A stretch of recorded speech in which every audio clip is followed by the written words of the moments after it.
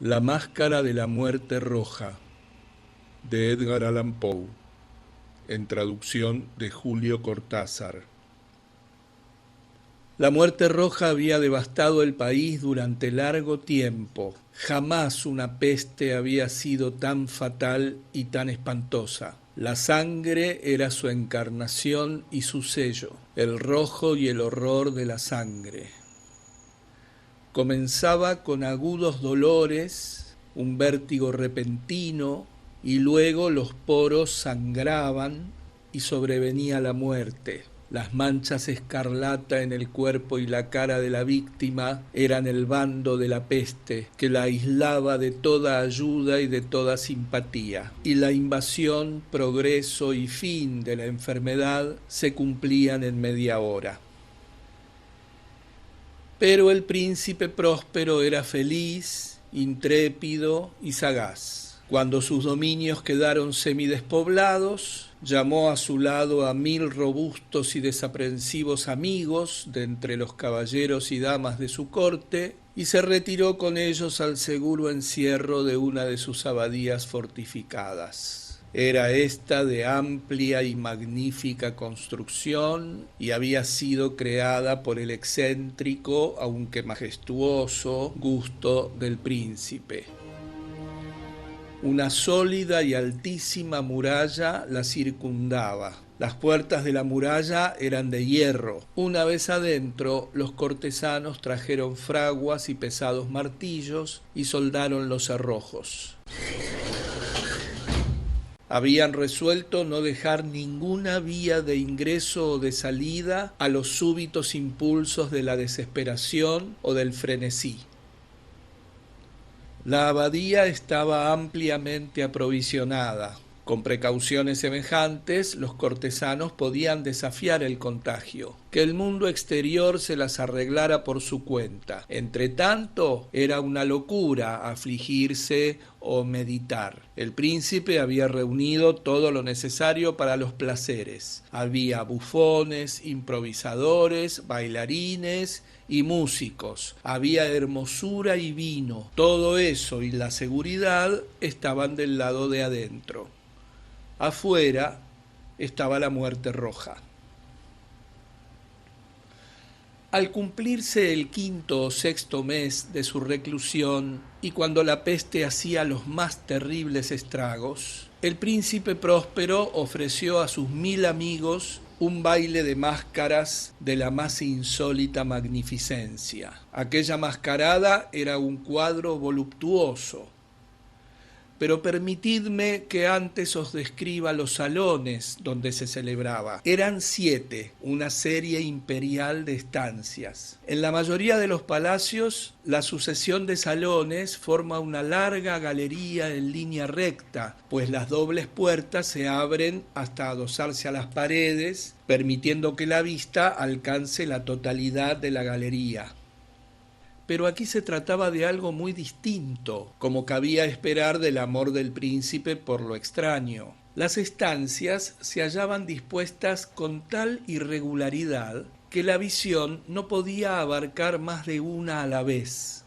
Cada 20 o 30 yardas había un brusco recodo y en cada uno nacía un nuevo efecto. A derecha e izquierda, en mitad de la pared, una alta y estrecha ventana gótica daba a un corredor cerrado que seguía el contorno de la serie de salones. Las ventanas tenían vitrales cuya coloración variaba con el tono dominante de la decoración del aposento. Si, por ejemplo, la cámara de la extremidad oriental tenía tapicerías azules, vívidamente azules eran sus ventanas. La segunda estancia ostentaba tapicerías y ornamentos purpúreos, y aquí los vitrales eran púrpura. La tercera era enteramente verde y lo mismo los cristales. La cuarta había sido decorada e iluminada con tono naranja, la quinta con blanco, la sexta con violeta. El 7º aposento aparecía completamente cubierto de colgaduras de terciopelo negro que abarcaban el techo y las paredes, cayendo en pesados pliegues sobre una alfombra del mismo material y tonalidad.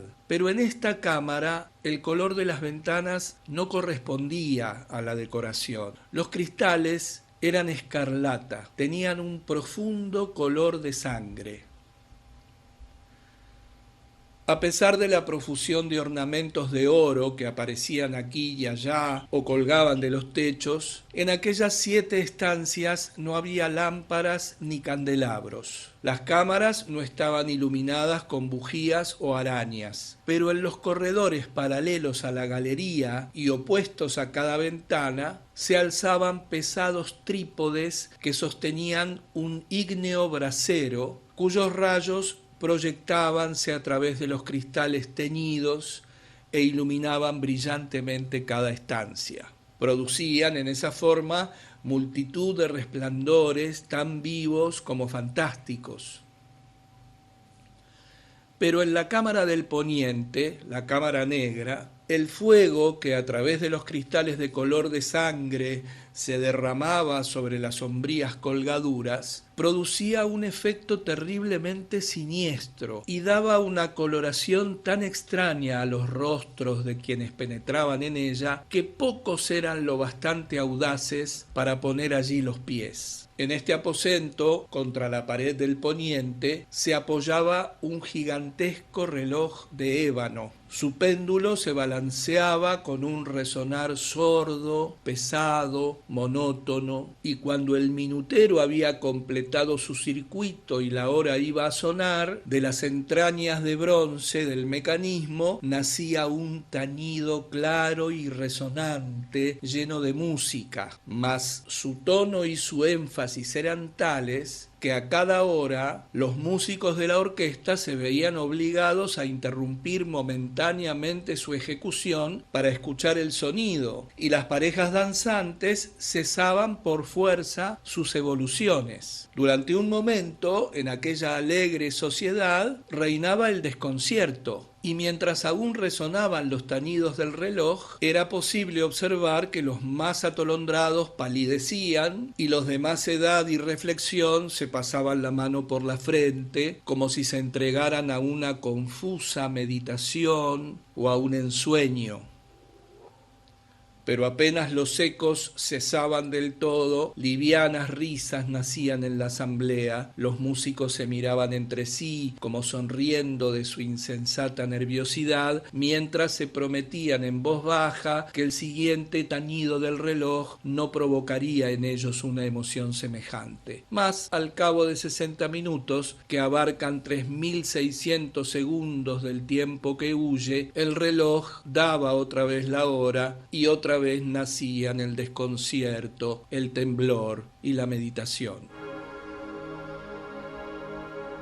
Pese a ello, la fiesta era alegre y magnífica. El príncipe tenía gustos singulares. Sus ojos se mostraban especialmente sensibles a los colores y sus efectos. Desdeñaba los caprichos de la mera moda. Sus planes eran audaces y ardientes. Sus concepciones brillaban con bárbaro esplendor. Algunos podrían haber creído que estaba loco. Sus cortesanos sentían que no era así. Era necesario oírlo, verlo y tocarlo para tener la seguridad de que no lo estaba. El príncipe se había ocupado personalmente de gran parte de la decoración de las 7 salas destinadas a la gran fiesta, y su gusto había guiado la elección de los disfraces. Grotescos eran estos, a no dudarlo. Reinaba en ellos el brillo, el esplendor, lo picante y lo fantasmagórico, mucho de eso que más tarde habría de encontrarse en Hernani. Veíanse figuras de arabesco, con siluetas y atuendos incongruentes. Veíanse fantasías delirantes, como las que aman los maníacos. Abundaba allí lo hermoso, lo extraño, lo licencioso, y no faltaba lo terrible y lo repelente. En verdad, en aquellas 7 cámaras se movía de un lado a otro una multitud de sueños, y aquellos sueños se contorsionaban en todas partes, cambiando de color al pasar por los aposentos y haciendo que la extraña música de la orquesta pareciera el eco de sus pasos.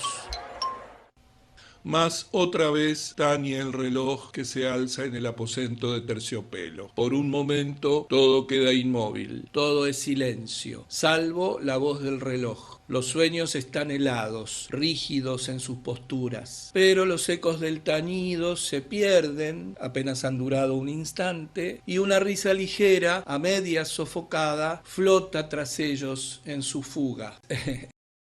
Otra vez crece la música, viven los sueños contorsionándose de aquí para allá con más alegría que nunca, coloreándose al pasar ante las ventanas por las cuales irrumpen los rayos de los trípodes. Mas en la cámara que da al oeste ninguna máscara se aventura, pues la noche avanza y una luz más roja se filtra por los cristales de color de sangre. Aterradora es la tiniebla de las colgaduras negras, y para aquel cuyo pie se pose en la sombría alfombra, brota del reloj de ébano un ahogado resonar mucho más solemne que los que alcanzan a oír las máscaras entregadas a la lejana alegría de las otras estancias. Congregábase densa multitud en estas últimas, donde afiebradamente latía el corazón de la vida. Continuaba la fiesta en su torbellino hasta el momento en que comenzaron a oírse los tañidos del reloj anunciando la medianoche. Cayó entonces la música, como ya he dicho, y las evoluciones de los que bailaban se interrumpieron, y como antes se produjo en todo una cesación angustiosa. Mas esta vez el reloj debía tañer 12 campanadas, y quizá por eso ocurrió que los pensamientos invadieron en mayor número las meditaciones de aquellos que reflexionaban entre la multitud entregada a la fiesta. Y quizá también por eso ocurrió que antes de que los últimos ecos del carrillón se hubieran hundido en el silencio, muchos de los concurrentes tuvieron tiempo para advertir la presencia de una figura enmascarada que hasta entonces no había llamado la atención de nadie.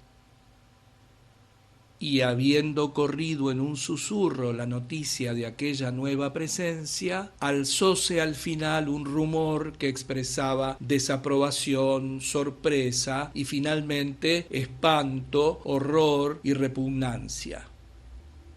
En una asamblea de fantasmas como la que acabo de describir, es de imaginar que una aparición ordinaria no hubiera provocado semejante conmoción. El desenfreno de aquella mascarada no tenía límites, pero la figura en cuestión lo ultrapasaba e iba incluso más allá de lo que el liberal criterio del príncipe toleraba. En el corazón de los más temerarios hay cuerdas que no pueden tocarse sin emoción. Aún el más relajado de los seres, para quien la vida y la muerte son igualmente un juego, sabe que hay cosas con las cuales no se puede jugar.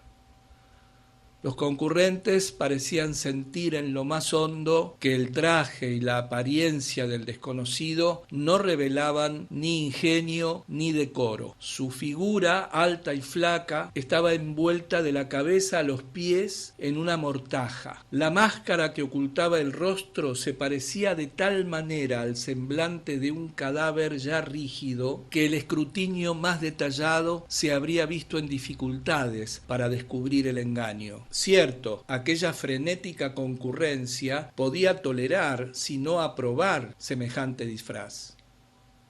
Pero el enmascarado se había atrevido a asumir las apariencias de la muerte roja. Su mortaja estaba salpicada de sangre y su amplia frente, así como el rostro, aparecían manchados por el horror escarlata.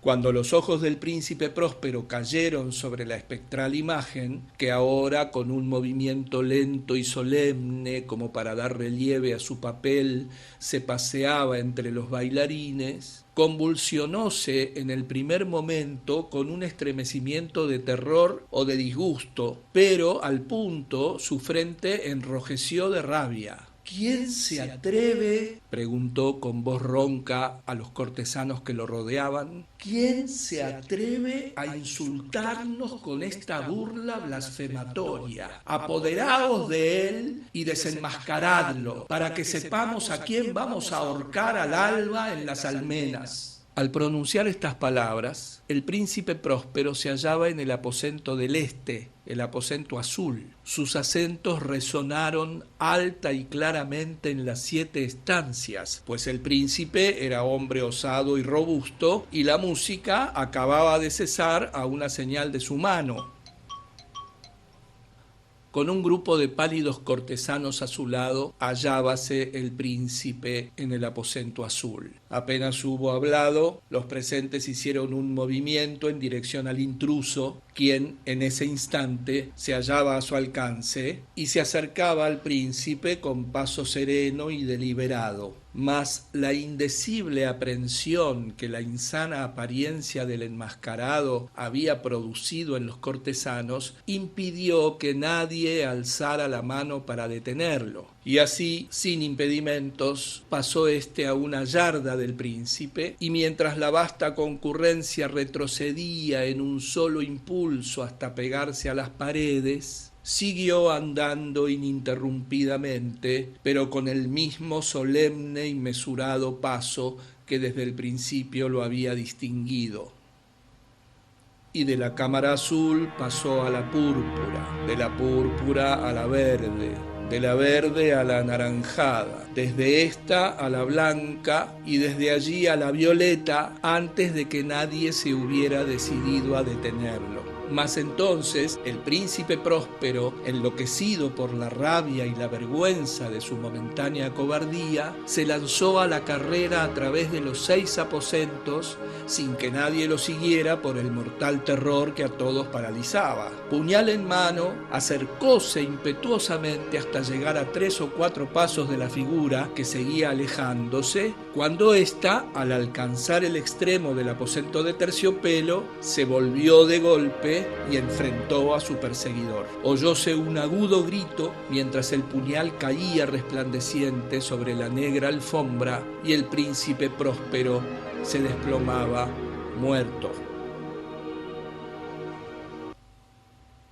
Reuniendo el terrible coraje de la desesperación, numerosas máscaras se lanzaron al aposento negro, pero al apoderarse del desconocido, cuya alta figura permanecía erecta e inmóvil a la sombra del reloj de ébano, retrocedieron con inexpresable horror al descubrir que el sudario y la máscara cadavérica que con tanta rudeza habían aferrado no contenían ninguna forma tangible.